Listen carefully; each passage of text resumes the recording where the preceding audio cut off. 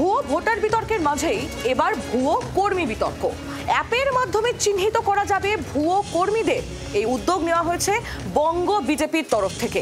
অ্যাপের জন্য প্রশিক্ষণও দেওয়া হবে বলে খবর পাওয়া যাচ্ছে। আগামী 4 আগস্ট এই প্রশিক্ষণ শিবিরের মাধ্যমেই উন্মোচন করা হবে নয়া এই অ্যাপ। এক বছর নয়, বরং আর কয়েক মাসের অপেক্ষা, তারপরেই বিধানসভা নির্বাচন। বিধানসভা নির্বাচনকে পাখির চোখ করে ঘুঁটি সাজাচ্ছে শাসক বিরোধী সংগঠনের ভিতর। এবার ভুয়ো এবং ভুতুরে কর্মী চিহ্নিত করতে নয়া উদ্যোগ নিল বঙ্গ বিজেপি। অ্যাপের মাধ্যমে ভুয়ো কর্মী চিহ্নিত করা হবে। সর্ষের মধ্যে ভূত তাড়াতে এবার 26-এর আগে একেবারে বদ্ধপরিকর গেরুয়া শিবির। আর সেই কারণেই ডিজিটালেই ভরসা করছে পদ্ম শিবির। ডিজিটালি দুটি অ্যাপের মাধ্যমে কর্মীদের যাবতীয় ডিটেলস, তাদের পারফরমেন্স সমস্ত কিছু এক ক্লিকেই মনিটর করতে পারবে পদ্ম শিবিরের শীর্ষ নেতারা। আগামী 4 আগস্ট বিজেপির সাংগঠনিক বৈঠকের শেষ দিনে প্রশিক্ষণ শিবিরের আয়োজন। প্রশিক্ষণ শিবিরের সামনে আনা হবে নতুন অ্যাপ। গত 2 মাস ধরে বুথ সশক্তিকরণের কাজ চলছিল বিজেপির।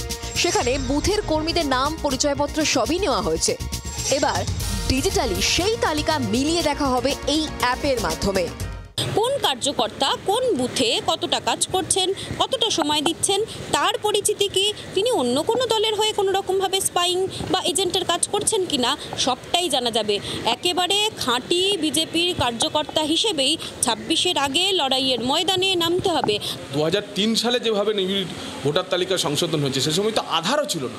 আধার ইন্ট্রোডিউস হয়েছে 2009 সালে।